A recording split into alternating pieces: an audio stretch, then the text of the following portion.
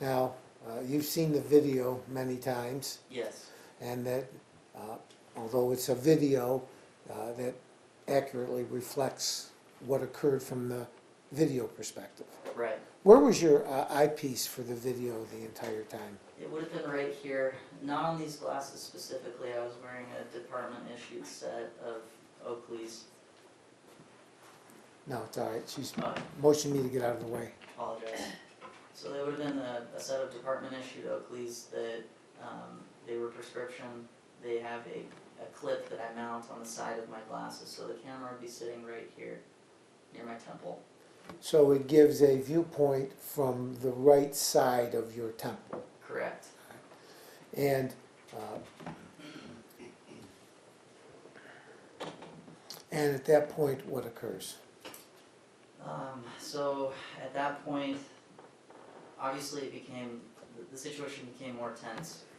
Now, instead of dealing with just one person, we're having to deal with two people, plus the room, because we still don't know if there's more people in that room. We haven't located a weapon.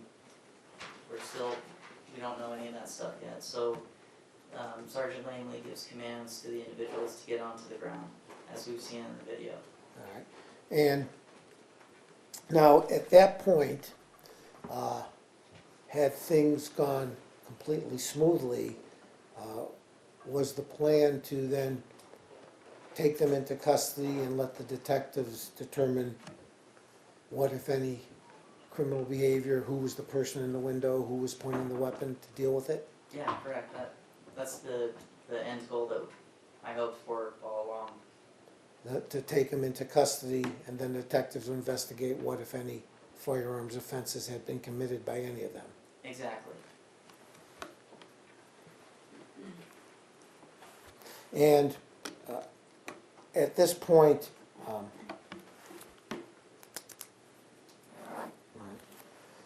now,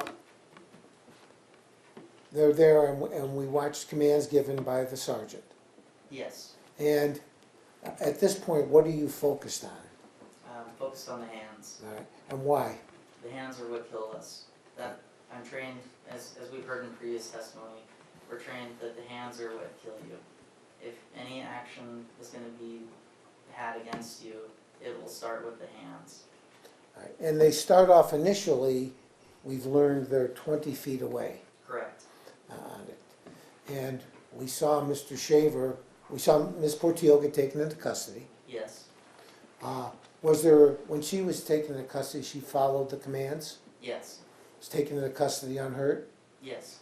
There was a little issue when Officer Gomez went in front of you. Right. What were you thinking then?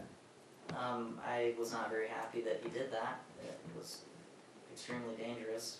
For one, he stepped in front of us and obstructed my view for a moment. It's typically not how we would come across a situation like that. But sometimes things happen. Sometimes things happen. It's not And- perfect.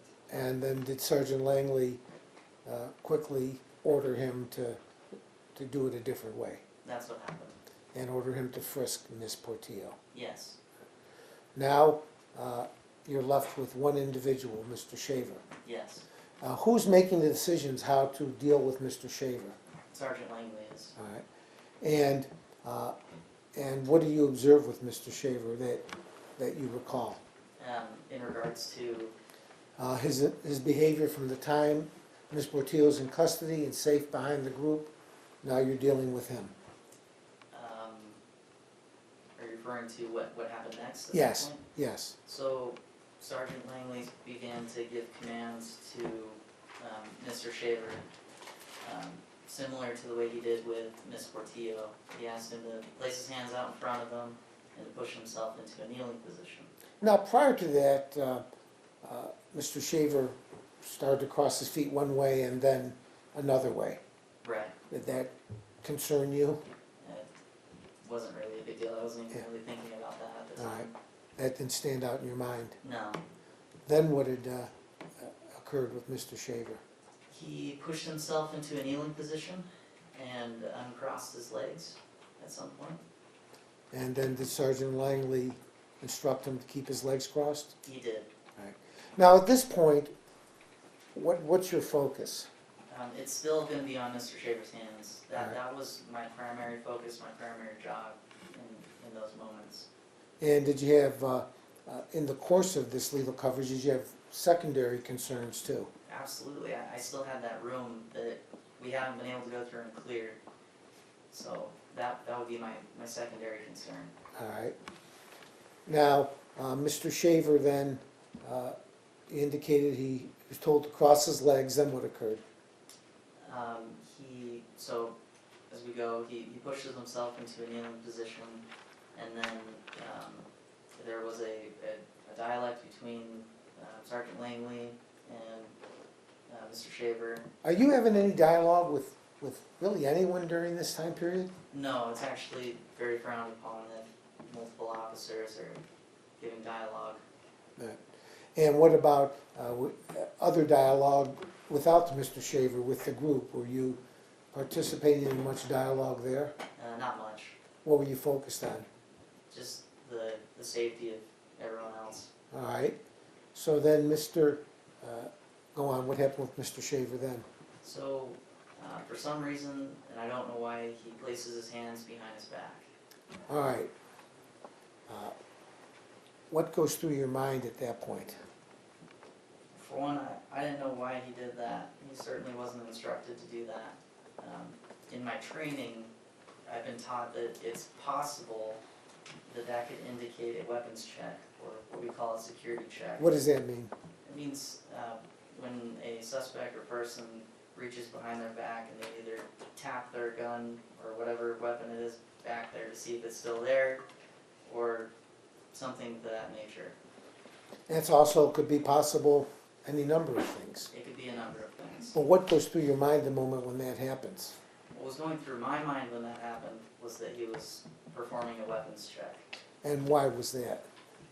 Just because that's how I've been trained. And did it have any impact on the nature of the call? It most certainly raised my concern level. Now, we have the immediate response team. We have weapons drawn. Is that normally done for example, if there had been a complaint about marijuana being smoked in the room? No, there wouldn't be an immediate response team for that. All right. And what about weapons pointed at suspects? Certainly not. And when are we supposed to be pointing weapons at suspects? Like I've said before, it all depends on the totality of the circumstances, the nature of the call. It all boils back to why we're there in the first place. And the man with the gun. Which is the man with the gun. Now, at this point with Mr. Shaver, do you, based on your training and experience, believe him to be armed? Absolutely. All right. You didn't shoot him then? No, I did not. Why not? Several reasons, actually. One, it happened very fast. There was much more distance than the second time. And, I hesitated. And simply my decision at that point was not to fire. I didn't fire. And then what happened?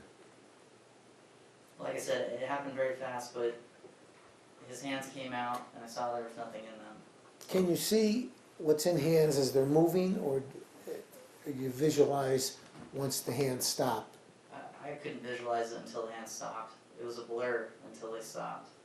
That's when I saw that they were empty. All right. And you can see the hands when they come out in this situation. Correct. But you saw the hands were empty. Yes. All right. So then what? So is your concern level up another notch? I would say several individuals had their concern level go up a notch. All right. I know Sergeant Langley's level of concern went up. How do you know that? Well, his tone of voice, the way he responded to Mr. Shaver.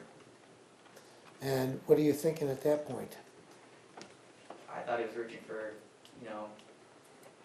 performing a weapons check at that point. I actually can't say what he was doing. I don't know what he was doing at that point. You've seen the prosecutor say, oh, he's nodding or preparing to get handcuffed. Did that thought go through your mind at that point? I didn't see any officers back there to handcuff him. Certainly no one told him to do that. at that moment in time, was it going through your mind, oh, he's just putting his hands there to be handcuffed? No. Then what occurs? So, after that happens, Sergeant Langley yells at Mr. Shaver, hands in the air, you do that again, we're gonna shoot you. All right, now, did you take that as an order from Sergeant Langley? No, absolutely not. What did you take that as? I took that more as a warning. Hey, look, don't put your hands behind your back or this is what's gonna happen. It's a possibility of what can happen. And is this a warning not only for officer safety, but for Mr. Shaver's safety under these circumstances? It's gonna be for everybody's safety at that point. If he keeps his hands where you can see him. Correct. Your Honor, do you want to take a break now, or do you want me to continue? No, we'll take a 3 o'clock break. Going back in the time, since you knew there had been a weapon in play and people had felt threatened enough to call the police, in your mind, are you believing there are additional weapons? Yes. And on Mr. Shaver? Yes. Now, going back into time, as Mr. Shaver is coming, first we put his hand behind your back, did that resemble a draw stroke to you? That motion didn't appear to be a draw stroke to me, no. Right. Was your concern more of a security check? Yes, But in any event, you made a decision not to discharge your weapon at him. that's correct. In that split second moment, I decided not to fire. And you had no animosity towards Mr. Shaver? No, sir. No desire to shoot Mr. Shaver? No. No desire to harm Mr. Shaver? No.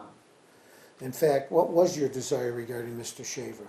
I simply wanted him to crawl forward, not place his hands behind his back, be taken into custody, and then the justice system could deal with him as necessary. Do you want him to do as Ms. Portillo had done? Exactly. And Ms. Portillo, no physical harm with weapons came to her. No, sir. She followed instructions and was taken into custody without issue. And was that your hope as to Mr. Shaver? Yes.